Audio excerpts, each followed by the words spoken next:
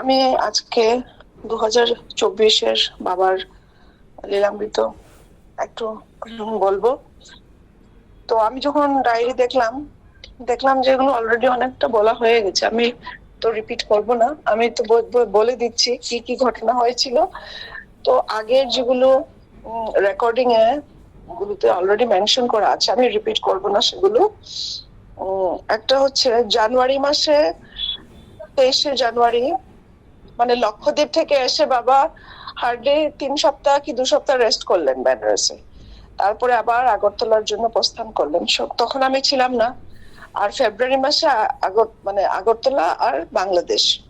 তো যারা ভক্তরা বাবার সাথে ছিলেন আগরতলা বাংলাদেশ যাত্রায়, আমি অনেক মানে রিকোয়েস্ট করবো ওরাও যেন একটু বলেন, তো আমরা জানতে পারবো বাবা কি কি লীলা করলেন, কোথায় গেলেন। তো বাবা কিরকম টানা ঘুরছেন, আমি এখন মানে যখন দেখি ডায়েরি গুলো, মানে কল্পনার বাইরে। যে 128 রানিং, 127 কমপ্লিট করার পর এইভাবে বাবা কি করে মানে জার্নি করছেন। তারপর বাংলাদেশ থেকে ফেরার পরে বাবা 14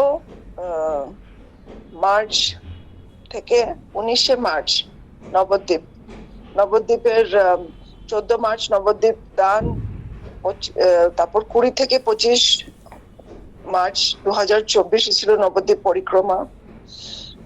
তো নবদ্বীপ পরিক্রমা আমি পুরো বিস্তার ভাবে আমি অলরেডি বলা হয়ে গেছিল।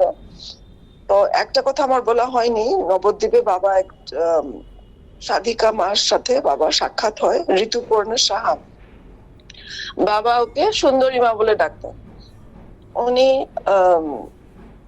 মহাপ্রভুর জন্মস্থান যেখানে, সেখানেই একটা আশ্রমে উনি ওনার গুরুদেবকে সেবা দেন। তো বাবা যেখানে ওখানে ছিলেন, তখন উনি বাবাকে ভোগ রান্না করে নিজের হাতে বাবাকে ভোগ দিলেন। বাবাকে দেখে উনি এত মুগ্ধ হলেন যে মানে তারপর প্রথম ভিজিটে তো বাবাকে সেবা দিলেন। আর পরম সুন্দরী মা পরে সেকেন্ড টাইম ওনার মাসির সাথে এসেছিলেন, বাবাকে দেখে আর মানে বাবাকে ছাড়তে চাইনি। আর ওনার একটা খুব ইচ্ছা ছিল যে উনি বাবার সেবা করবেন। তো এই মার তারপর বিয়ে হলো। বাবার সাথে দেখার পরেই মানে আশীর্বাদে বাবার ওনার বিয়ে হলো এক ব্রজবাসীর সাথে বৃন্দাবনে। আর এই মা আমাকে এই কয়েকদিন আগে ফোন করে বলল যে শিবরাত্রি, বৈষ্ণব শিবরাত্রির দিন ওনার একটা রাধারানী মেয়ে জন্ম নিল। আর উনি এটা বলছেন যে পুরোপুরি বাবার আশীর্বাদে হয়েছে, কারণ তার আগে ওনার 2টা মিসক্যারেজ হলো, তারপরে ওনার এই কনসিভ হলো। তো এটা উনি পুরোপুরি বাবারই আশীর্বাদ বলে বলেন। তারপর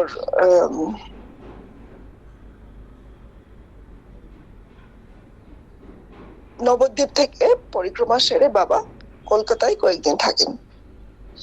তারপর কলকাতা থেকে আমরা আসি বেনারসে। বেনারসে বাবা আমাকে বললো তুমি 9 নম্বর ফ্ল্যাটে থাকো। সেখানে আমি 9 নম্বর ফ্ল্যাটে থাকলাম 26 মার্চ থেকে 6 এপ্রিল। তো সেখানে আমি আমার কুকারের মধ্যেই প্রসাদ নিজে রান্না করে খাওয়ার একটা সুযোগ পেলাম, ভোগ প্রসাদ নিবেদন করে। আর 9 নম্বরে 6টা গোপাল আছে, 6টা গোপালেরও সেবা করার সুযোগ পেলাম। 30 মার্চে 2024-এ বাবা আমাকে বললো ছোট গাড়িটা ড্রাইভ করে সামনে ঘাটে দানের জন্য যাওয়ার জন্য। তো দানের জন্য গেলাম আমরা। তারপর ওখানে যাওয়ার পরে বাবা আমাকে নির্দেশ দিল, একটা রাস্তা আছে সামনে ঘাট ক্রস করে, ওটাকে বলে গর্ভাঘাট রোড। আর ওখান থেকে গর্ভাঘাট রোডে গিয়ে আমরা গর্ভাঘাট আশ্রম, সন্ত মঠ, যেটাকে সন্ত মঠ বলে, খুবই অনুকূল বাতাবরণ আর খুব সুন্দর। মানে এটা বেনারস আছে যদিও বেনারসের মতন লাগে না, এটা একদম গ্রামের জায়গা, প্রচুর খেতি বাড়ি আছে। সেখানে বাবা আমাকে বললো যে তুমি অঙ্কুরনকে বলো এখানে একটা মাটি কেনার জন্য, খুবই সুন্দর পরিবেশ। আর আমরা যখন আশ্রমে গেলাম, এই মঠে গেলাম, দেখলাম যে এরা শুধু গুরু গুরু পূজা করে, এরা অন্য কোনো ভগবানকে মানে না। ওরা গুরুর মধ্যে সবকিছুই দেখে। তো আপনার অনেক বই, কয়েকটা বই আমরা দেখলাম, আর ওখানে আমাদেরকে সবাইকে প্রসাদ দিল। তো এটা খুব একটা ভালো সুন্দর লাগলো দেখে। আর 31 মার্চ 2024 বাবা ডক্টর রুচি শ্রীবাস্তব আর ওনার ফ্যামিলিকে লাঞ্চের জন্য ডাকলো। তারপরে 1 এপ্রিলে বাবা ওনার সাথে ওনার আই ক্লিনিক দেখতে গেলেন, না আমাকে পাঠালেন দেখতে গেলেন। আর ওখান থেকে সংকট মোচনও আমি গেলাম। বাবা বললে, আমি সংকট মোচন থেকে কিন্তু মিষ্টি টিষ্টি নিয়ে এসেছিলাম। তো আমি তো যখনই বাইরের খাবার নিয়ে আসি বা বাইরের কোনো জিনিস নিয়ে আসি, বাবা টের পেয়ে যায়। আমি বাবাকে বলি না কখনো যে আমি বাইরের প্রসাদ নিয়ে এসেছি বা, কিন্তু অমনি বাবা টের পেয়ে যায়। সেদিনই আমাকে আবার বললেন বাবা, বাইরের খাবার খেতে আমাদেরকে খুব সাবধান, কারণ ওখানে লোকরা অনেক সময় পটি করে হাত ধোয় না। তো আমরা যদি ওখানে সেবা করি তা আমাদের ওদের জার্মস গুলো খেতে হয়। তো সেই কথাটা ঠিক বাবা বললেন, কারণ আমি সংকট মোচন থেকে প্যারা টেরা নিয়ে এসেছিলাম। আর সঙ্গে সঙ্গে বাবা আমাকে এটা চেক বা ওয়ার্নিং দিয়ে দেয়।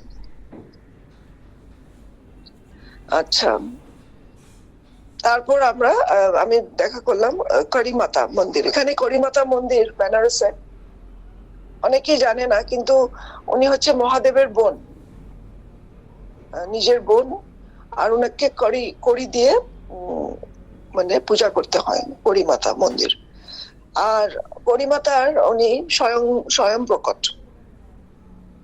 2 এপ্রিল কাল ভৈরব দর্শন, কাশী বিশ্বনাথ দর্শন, তারপর করিমাতা দর্শন। আচ্ছা, 2 এপ্রিলে আমাকে বাবা 11 নম্বরেই সেবা দিলেন, যেখানে আদর মা সেবা বানিয়েছিল, প্রসাদ সবজি টবজি আমরা নিলাম। তো সেখানে আবার বাবা আমাকে একই কথা বললেন, আমরা যখন বাইরে খাই আমরা অন্যের গুণগুলো আমরা নিজে নিয়ে নেই, এই ধরনের। সেদিন বাবা আমাকে একটু অন্য সুরে কথা বললেন। হয়তো কিছু একটা বুঝতে পেরেছেন আমার মধ্যে আসক্তি আছে বা এখনো অনেকগুলো বিকার আছে। তো এরকম কথা আগে বাবা বলতেন না, চট করে আমাকে বললেন, তোমাকে তো অনেক টাকা জমাতে হবে, তোমাকে কর্মযোগ করতেই হবে, যতক্ষণ পারো কর্মযোগই করতে যাও। তখন একটু সুর পাল্টানোর সময় আমি বাবাকে সঙ্গে সঙ্গে আমি নেগোসিয়েশন করলাম, বাবা আমি কিন্তু বেশি চাকরি করব না। এর আগে বাবা আমাকে একটা ডেট মানে বয়স বলেছিলেন, তো এবার কিন্তু বাবা বলছে না না করতে হবে, অনেক টাকা জমাতে হবে। তো আমি যাই হোক নেগোসিয়েট করলাম, বাবা তাহলে 60 বছর পর্যন্ত চাকরি করব, এর বেশি করব না। তখন বাবা বললেন ওকে। আবার বললেন আমাকে কাম ক্রোধ লোভ নরকের দ্বার এগুলোকে ওভারকাম করতে হবে। তখন আমি বাবাকে জিজ্ঞেস করলাম, বাবা আমি কি ভগবানের উপর রাগ করতে পারি? ওটা কি ঠিক আছে? ঠিক আছে, আমি জাগতিক জীবনে রাগ করবো না, কিন্তু যদি ভগবানের উপর রাগ উঠে? তখন বাবা একটু মানে হেসে বা একটু মুসকি মুসকি হাসে বললে, তুমি ভগবানের উপর কি করে রাগ করবে? তুমি তো ভগবান দেখোনি, আর ভগবান যা কিছু করে আমাদের মঙ্গলের জন্য করে। তো সেটা এইভাবে উত্তর দিল। তারপর বললেন, গুরু কৃপাতে কাম ক্রোধ লোভ মানে ওভারকাম করা পসিবল। তখন আমি জিজ্ঞেস করলাম বাবাকে, তাহলে বাবা গুরু কৃপাটা কি করে পাবো? তুমি বলছো গুরু কৃপাতে এগুলো হয় সম্ভব, আমি কি করে গুরু কৃপা পাবো? বললেন, তোমাকে কন্টিনিউয়াস জব করতে হবে, ওম গুরু তব কৃপা হি কেবলম। তখন আমি বাবাকে সুযোগে, আমি দেখি বাবা একটু নরম হলেন, একটু আগে তো একটু গরম ছিল, যে একটু নরম হলেন, আমি একটু সুযোগে আরো একটু প্রশ্ন জিজ্ঞেস করলাম। তখন আমি বাবাকে জিজ্ঞেস করলাম, বাবা তোমার গুরুর সম্পর্কে একটু বলো, ওমকারানন্দ গোস্বামী আমাদের পরম গুরু, ওনার সম্পর্কে একটু বলো। তো চান্সটা হারাতে চাইনি আমি, একটু যে মুডে এসে গেছে না, বাবা বললেন, আচ্ছা আমার গুরু তো অনেক সিম্পল ছিল, উনি মহিলাদের পাক করা কিছুই নিতেন না, নিজে সপাকেই খেতেন। উনি ছিলেন আজীবন ব্রহ্মচার্য, সাদা ধুতি পরতেন, অনেক সিম্পল ওনার থাকা ছিল। তো তো আমি বাবাকে একটা প্রশ্ন জিজ্ঞেস করলাম, এরপরে নেক্সট প্রশ্ন ছিল, যেহেতু আমি গোপাল পেয়েছি, তো আমাকে কি গোপাল মন্ত্র নিয়ে দীক্ষা নিতে হবে? তো বাবা বললো, দরকার নেই, তোমার তো কৃষ্ণ মন্ত্র অলরেডি আছে, ওরা একই জিনিস, তোমাকে দরকার নেই গোপাল মন্ত্র নেবার। তো